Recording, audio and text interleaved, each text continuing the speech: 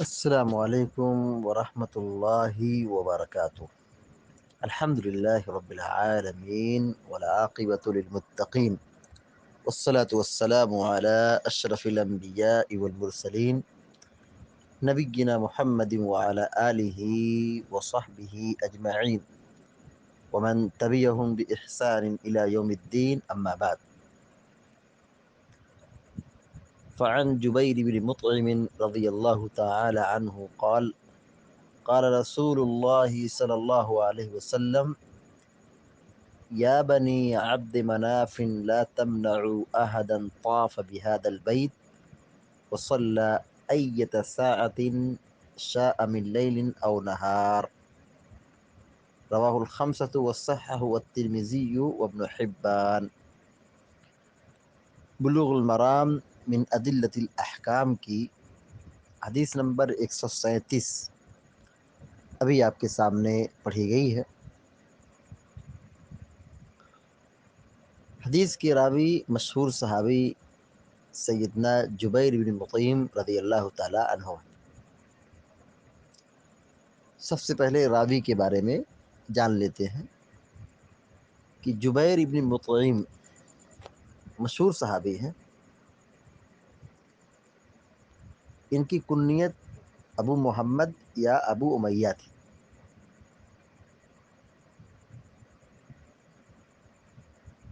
جابر کی تصغیر جبیر ہے، جن کا نام جبیر بن مطعم رضی اللہ تعالیٰ عنہ ہے۔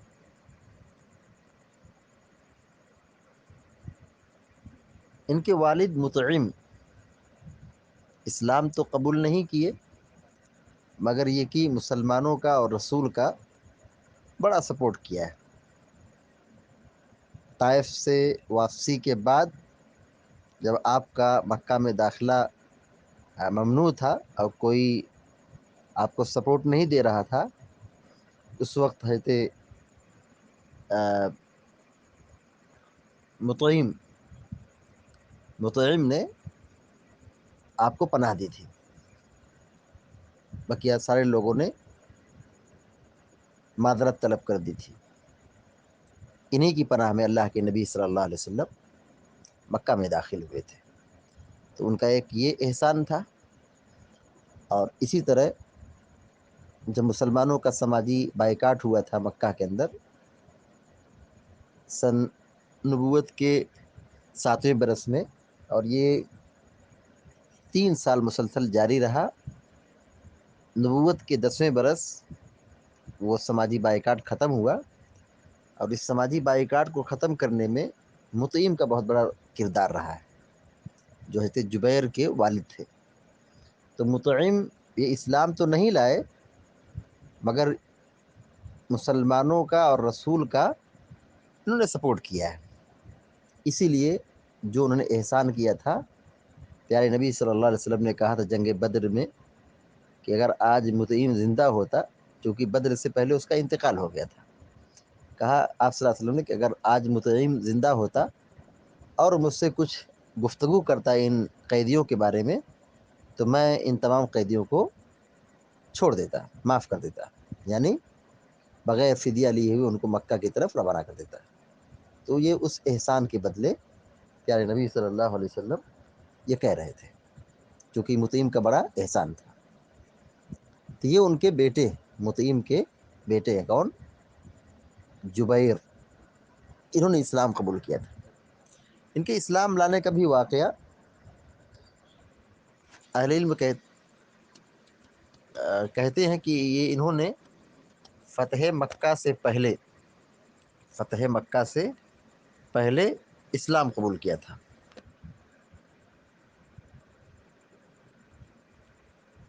ان کے اسلام لانے کا واقعہ کتب احادیث میں، کتب تفاسیر میں اور کتب سیرت میں صراحت کے ساتھ موجود ہے کہ اللہ کے نبی صلی اللہ علیہ وسلم سورہ طور کی تلاوت کر رہے تھے مغرب کی نماز میں، اور جبیر بن مطعم رضی اللہ تعالیٰ عنہ سن رہے تھے، اور سورۃ طور یہ وہ سورت ہے جس میں توحید کے دلائل اور اللہ رب العالمین کی قدرت کا تذکرہ اس میں کیا گیا ہے۔ پیارے نبی صلی اللہ علیہ وسلم جب اس آیت پر پہنچے تلاوت کرتے ہوئے، ام خلقوا من غیر شیء ام هم الخالقون، تو جبیر بن مطعیم کہتے ہیں کہ جب اس آیت پر نبی علیہ الصلوۃ والسلام پہنچے، میں سن رہا تھا، تو کہتے ہیں کہ میرا دل قریب تھا کہ اڑنے لگے، یعنی میں بے قابو ہو گیا، اپنے آپ کو سنبھال نہ سکا۔ یعنی اس آیت میں اللہ تبارک و تعالیٰ نے بہت بڑا چیلنج کیا ہے، ام خلقوا من غیر شیء ام هم الخالقون، کیا یہ لوگ بغیر کسی چیز کے پیدا ہو گئے، یوں ہی پیدا ہو گئے؟ جبکہ یہ چیز ایسا ہو ہی نہیں سکتا ہے کہ کوئی چیز بغیر شے کے وجود میں آ جائے، بغیر پیدا کیے ہوئے آ جائے۔ اتنی بڑی کائنات ہے، انسان ہے، زمین ہے، آسمان ہے، پہاڑ ہے، یہ سب اللہ تعالیٰ نے پیدا کیے تب پیدا ہوئے۔ وہی اللہ تعالیٰ کہہ رہا ہے ام خلقوا من غیر شیء، کیا یہ بغیر کسی سبب کے، بغیر کسی چیز کے پیدا ہو گئے؟ ام هم الخالقون، یا پھر انسانوں نے اپنے آپ کو پیدا کر لیا ہے؟ ام هم الخالقون، یا یہ لوگ اپنے آپ کو پیدا کرنے والے ہیں؟ جبکہ دونوں چیزیں محال اور ناممکن ہیں، یعنی گویا کہ اس میں اللہ کی قدرت کا تذکرہ ہے اور توحید کا بیان ہے۔ اسی آیت کو سننے کے بعد جبیر بن مطعم رضی اللہ تعالیٰ عنہ مسلمان ہو گئے، اسلام قبول کر لیا، جبکہ اس سے پہلے ان کو اسلام پیش کیا گیا مگر انہوں نے اسلام قبول نہیں کیا۔ لیکن اس آیت کو جب سنا انہوں نے تو بہرحال قرآن سن کر کے انہوں نے اسلام قبول کر لیا۔ ان کی وفات کے بارے میں اہل علم نے اختلاف کیا ہے، بعض نے کہا سن 54 ہجری میں، بعض نے کہا 57 ہجری میں، یا بعض لوگوں نے کہا کہ 59 ہجری میں آپ کی وفات ہوئی ہے۔ اب آئیے حدیث کی طرف۔ جبیر بن مطعیم رضی اللہ تعالیٰ عنہ بیان کرتے ہیں، قال رسول اللہ صلی اللہ علیہ وسلم، کہ اللہ کے رسول صلی اللہ علیہ وسلم نے فرمایا۔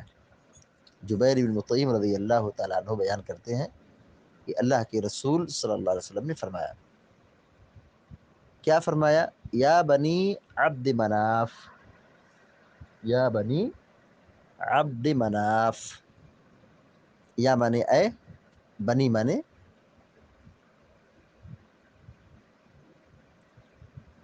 اولاد، عبد مناف نام ہے، اے بنی عبد مناف یعنی عبد مناف کی اولاد، یا بنی عبد مناف، اے بنی عبد مناف، عبد مناف کی اولاد، اے عبد مناف کی اولاد، بنی عبد مناف نہیں، اے عبد مناف کی اولاد۔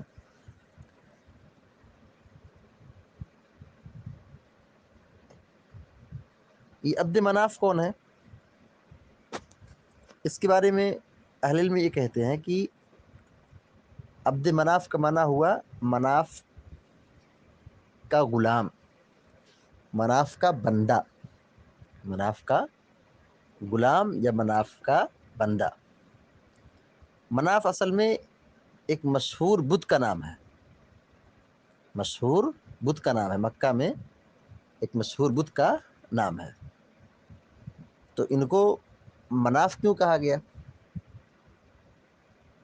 اصل میں ان کی والدہ نے اس کا خادم بنایا تھا، مناف کا خادم بنا دیا تھا، اسی وجہ سے وہ عبد مناف کہلائے گئے، ورنہ ان کا اصل نام کیا ہے؟ مغیرہ، اور ان کی کنیت ابو عبد الشمس ہے۔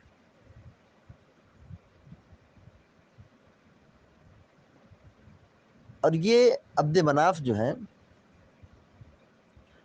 رسول اللہ صلی اللہ علیہ وسلم کے جد امجد میں سے تھے، جد امجد، یعنی اللہ کے نبی صلی اللہ علیہ وسلم جب نسب نامہ پڑھیں گے تو نسب نامہ میں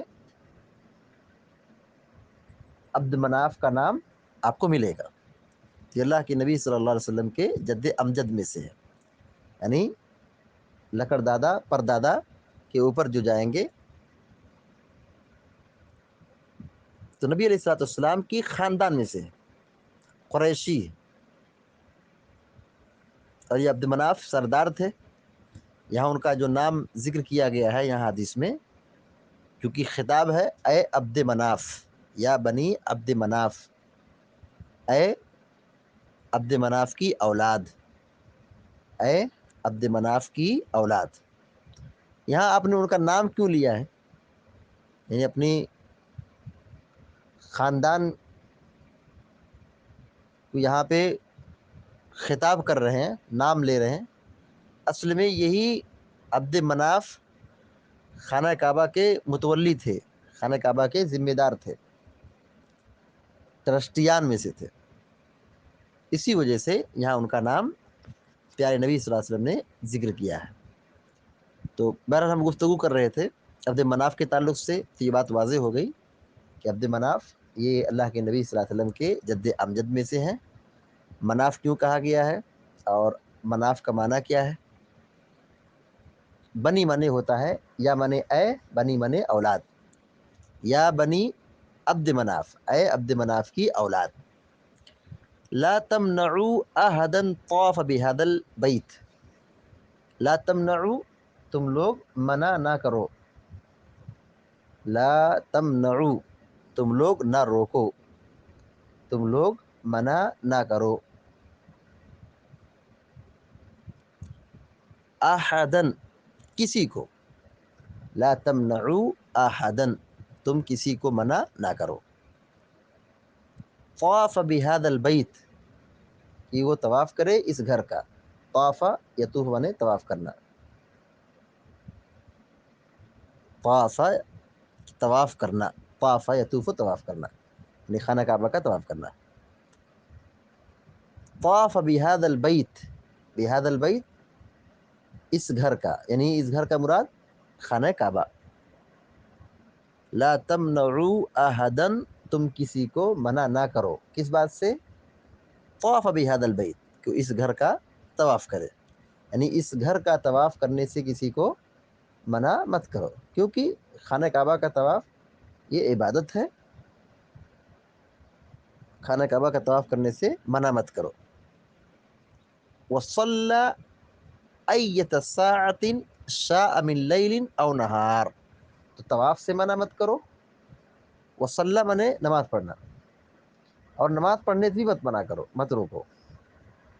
وصلی، کہ وہ نماز پڑھے، ایت ساعۃ شاء من لیل او نہار، ایت ساعہ، کوئی بھی گھڑی، ایت ساعہ، کوئی بھی وقت، کوئی بھی گھڑی، شاء منے چاہنا، شاء یشاء چاہنا،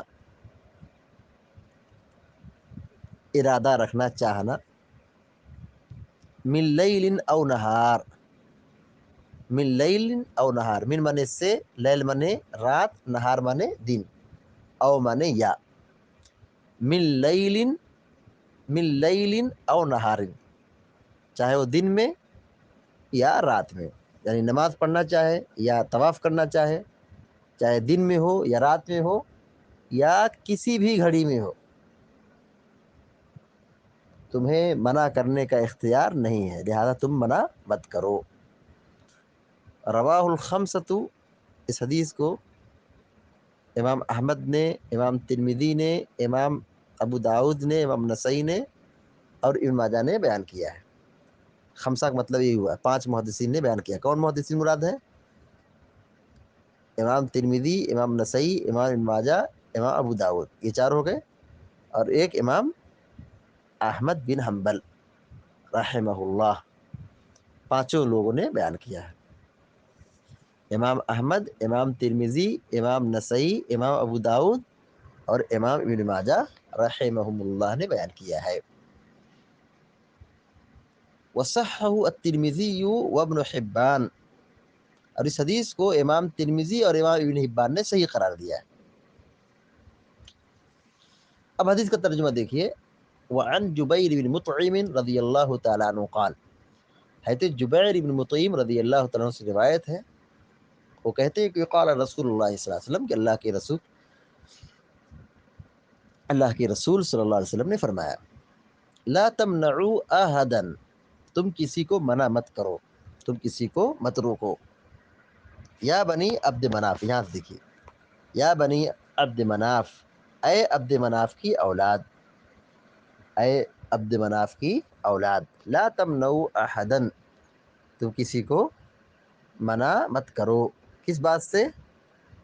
کہ طواف بهذا البیت، کوئی اس گھر کا طواف کرے، یعنی طواف کرنے سے کسی کو روکو مت. وصلی، اور نماز پڑھنے سے.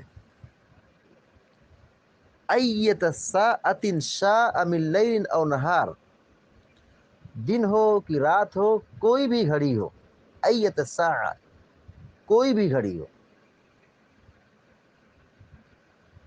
چاہے دن ہو رات ہو، کوئی بھی وقت ہو، چاہے سورج ڈوب رہا ہو نکل رہا ہو، زوال کا وقت ہو، دن اور رات کا کوئی بھی حصہ ہو، کوئی بھی گھڑی ہو، اس میں تم خانہ کعبہ کا طواف کرنے سے اور یہاں نماز پڑھنے سے کسی کو منع مت کرو. یعنی اس حدیث کا مفہوم یہ ہے کہ طواف کسی بھی وقت ہو سکتا ہے. طواف کے بعد کی جو نماز ہے وہ کسی وقت بھی ہو سکتا ہے، دن ہو کہ رات ہو، صبح کا وقت ہو، سورج نکل رہا ہو، ڈوب رہا ہو، ممنوع اوقات ہو، پھر بھی یہاں پر پابندی نہیں ہے، یعنی طواف کرنے کی پابندی نہیں ہے. طواف کے بعد کی نماز پڑھنے پر پابندی نہیں ہے، کیونکہ نفل نماز جو ہے ممنوع اوقات میں، جو جیسے صبح کا وقت ہو، یعنی سورج نکل رہا ہو، ڈوب رہا ہو، اس طریقے سے دوپہر کا وقت، زوال کا وقت ہو، اس میں نماز پڑھنا منع ہے. تو ایسا کوئی نہ سوچے کہ طواف کرنا اور طواف کے بعد کی جو نماز پڑھنا منع ہے، ایسا نہیں ہے. وہاں مکہ میں خانہ کعبہ کا طواف اور اس طریقے سے طواف کے بعد کی جو نماز ہے وہ کسی وقت بھی پڑھ سکتے ہیں. دیکھیے پیارے نبی صلی اللہ علیہ وسلم نے 1400 سال پہلے یہ تعلیم دی ہے. یعنی حرم مکی، یعنی مسجد حرام، خانہ کعبہ کا طواف اور وہاں نماز، یہ ہر وقت ہوگا، کسی بھی وقت پابندی نہیں لگائی جا سکتی، ہمیشہ کھلا رہنا چاہیے. اور اللہ رب العالمین نے ہمیں ایسے دور میں رکھا ہے. دیکھیے آج مکہ چلے جائیے، وہاں آپ کو دن اور رات میں کوئی فرق نظر نہیں آئے گا. جیسے ہم لوگ حدیث میں پڑھتے ہیں کہ بیت معمور جو فرشتوں کا قبلہ ہے، وہاں فرشتے ہمیشہ داخل ہوتے ہیں، نماز پڑھتے ہیں، اللہ کی عبادت کرتے ہیں. تو فرشتوں کا قبلہ ہے، جہاں روز 70,000 فرشتے داخل ہوتے ہیں. جو ایک مرتبہ داخل ہو گیا وہ کبھی دوبارہ اس کی باری نہیں آتی ہے. اسی طرح ایک ایسی جگہ ہے روئے زمین پوری دنیا میں، جہاں آپ چلے جائیں کوئی ایک لمحہ ایسا آپ نہیں پائیں گے جہاں کوئی رکوع نہ کر رہا ہو، سجدہ نہ کر رہا ہو، نماز نہ پڑھ رہا ہو اور خانہ کعبہ کا طواف نہ کر رہا ہو. 24 گھنٹہ، دن ہو کہ رات ہو، صبح ہو کہ شام ہو، ہر وقت خانہ کعبہ کا طواف جاری رہتا ہے. ابھی رمضان کا مہینہ گزرا ہے، اب دیکھیے حرم کی کیا پوزیشن تھی، کتنے افراد تھے کہ مسجد کا دروازہ بند کرنا پڑ گیا. تو خانہ کعبہ کا طواف ہمیشہ جاری ہوگا. صرف نماز کے وقت خانہ کعبہ کا طواف بند ہوتا ہے. جب جماعت کھڑی ہوتی ہے، نماز کے وقت میں نہیں، جماعت جب کھڑی ہوتی ہے. اس کے علاوہ 24 گھنٹہ ہمیشہ طواف ہوتا ہے. اور طواف کے بعد کی جو نماز پڑھی جاتی ہے، لوگ نماز پڑھتے ہیں. یعنی کہنے کا مطلب یہ ہے کہ حرم مکی ایک ایسی سرزمین ہے، یہ ایسی جگہ ہے جہاں آپ چلے جائیے تو بالکل فرشتوں جیسی کیفیت نظر آئے گی. جیسے کہا گیا فرشتے ہمیشہ اللہ تعالیٰ کی عبادت کرتے ہیں، وہ نہ سوتے ہیں، نہ کھاتے ہیں، نہ نافرمانی کرتے ہیں. تو حرم کی جو حرم مکی جو ہے، یعنی مسجد حرام جو ہے، تو ویسے ہی ماحول ہے کہ آپ وہاں چلے جائیے، کوئی رکوع کر رہا ہے، کوئی سجدہ کر رہا ہے، کوئی نماز پڑھ رہا ہے، کوئی تلاوت کر رہا ہے، کوئی طواف کر رہا ہے، کوئی صحیح کر رہا ہے. ہر وقت آپ وہاں لوگوں کو نماز پڑھتے ہوئے، طواف کرتے ہوئے، ذکر و اذکار کرتے ہوئے، دعا کرتے ہوئے، عبادت کرتے ہوئے نظر آئیں گے، آپ دیکھیں گے۔ اللہ کے نبی صلی اللہ علیہ وسلم نے 1400 سال پہلے یہی تعلیم دی کہ تم کسی کو منع مت کرو، اے عبد مناف کی اولاد، اے عبد مناف کی اولاد، لا تمنعوا احدا، تم کسی کو منع نہ کرو، کس بات سے؟ طاف بهذا البیت، اس گھر کا طواف کرنے سے، وصلی، اور نماز پڑھنے سے، ایت الساعۃ شاء، چاہے وہ جو بھی گھڑی ہو، من لیل اور نہار، چاہے دن کا وقت ہو یا رات کا وقت ہو، سورج ڈوب رہا ہو، نکل رہا ہو، زوال کا وقت ہو، ممنوع وقت ہو، پھر بھی تم کسی کو روکو مت، یہاں آنے دو، یہاں عبادت کرنے دو، یہ عبادت کی جگہ ہے۔ رواہ الخمسۃ، اس حدیث کو امام احمد نے، امام ترمذی نے، امام نسائی نے، امام ابو داؤد نے، امام ترمذی نے، امام احمد بن حنبل، امام ابن ماجہ رحمہ اللہ نے، ان پانچوں لوگوں نے بیان کیا ہے۔ وصححہ الترمذی وابن حبان، امام ترمذی اور امام ابن حبان نے اس حدیث کو صحیح قرار دیا ہے۔ حدیث کا مفہوم بالکل واضح ہے کہ مکہ میں، مسجد حرام میں خانہ کعبہ کا طواف اینی ٹائم ہو سکتا ہے، اینی ٹائم ہوگا، ممنوع اوقات بھی ہوگا، اور نماز بھی یہاں پہ ہر وقت میں پڑھی جا سکتی ہے، یعنی طواف کے بعد کی جو نماز ہے اینی ٹائم، چاہے سورج نکل رہا ہو یا ڈوب رہا ہو۔ اس حدیث سے جو بات معلوم ہوئی، نمبر ایک، ذمہ دار کو نصیحت کرنا چاہیے۔ دیکھیے آپ نے کہا اے عبد مناف کی اولاد، اے عبد مناف کی اولاد، تو آپ نے نام لے کر کے نصیحت کی، تو معلوم یہ ہوا کہ ذمہ دار کو نصیحت کرنا چاہیے، سمجھانا چاہیے۔ دوسری بات یہ معلوم ہوئی کہ اللہ کے گھر میں کسی کو عبادت کرنے سے روکنا نہیں چاہیے، یعنی اللہ کا گھر ہے تو عبادت کی جگہ ہے، یہاں پر عبادت سے کسی کو روکنا یہ جائز نہیں ہے۔ جیسے عبادت یہ عورتوں کو بھی کرنا ہے، تو مسجد میں عورتیں بھی آئیں گی، اور مسجد سے عورت کو منع کرنا، روکنا یہ جائز نہیں ہے۔ بہت سارے لوگ مسجد پر نام لکھتے ہیں اور یہ اعلان کر دیتے ہیں لکھ کر کے کہ ہماری مسجد میں فلاں مسلک کے لوگوں کا آنا منع ہے، فلاں لوگوں کے آنا منع ہے، تو یہ سب تشدد ہے، یہ سب جہالت ہے، اور یہ اللہ کے گھروں سے روکنا یہ ظلم ہے، یہ سب سے بڑا گناہ ہے، سب سے بڑا ظلم ہے۔ ومن اظلم ممن منع مساجد اللہ، ومن اظلم ممن منع مساجد اللہ ان یذکر فیہا، سب سے بڑا ظالم یہی ہے کہ جو اللہ کے گھروں سے لوگوں کو روکے، عبادت سے روکے، ذکر و اذکار سے روکے، یعنی اس سے بڑا کوئی ظالم نہیں۔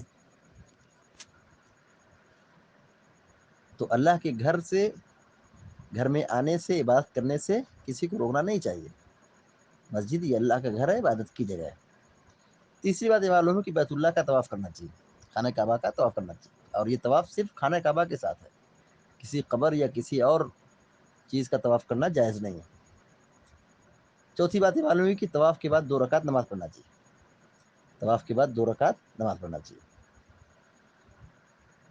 پانچویں بات یہ معلوم ہوئی کہ طواف اور طواف کے بعد کی نماز جو ہے یہ ممنوع اوقات میں بھی جائز ہے، یعنی اوقات مکروہہ جو ہے، سورج نکل رہا ہے، ڈوب رہا ہے، زوال کا وقت ہے، ان اوقات میں نفلی نماز پڑھنا منع ہے، لیکن خانہ کعبہ کا طواف کرنا اور طواف کے بعد نماز پڑھنا، خانہ کعبہ کا طواف کرنا اور پھر نماز پڑھنا، یہ دونوں کیا ہے؟ ممنوع اوقات میں جائز ہے، ممنوع اوقات میں جائز ہے۔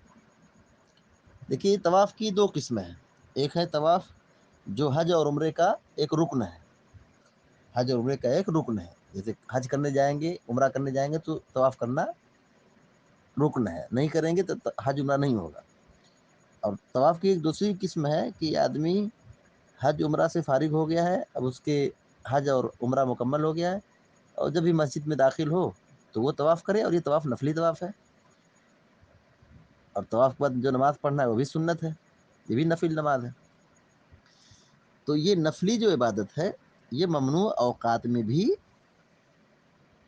جائز ہے، ممنوع اوقات میں، مکروہ اوقات میں بھی کر سکتے ہیں۔ چھٹی اور آخری بات یہ معلوم ہوئی کہ طواف اور نماز دونوں الگ الگ چیز ہیں، دونوں کیا ہے؟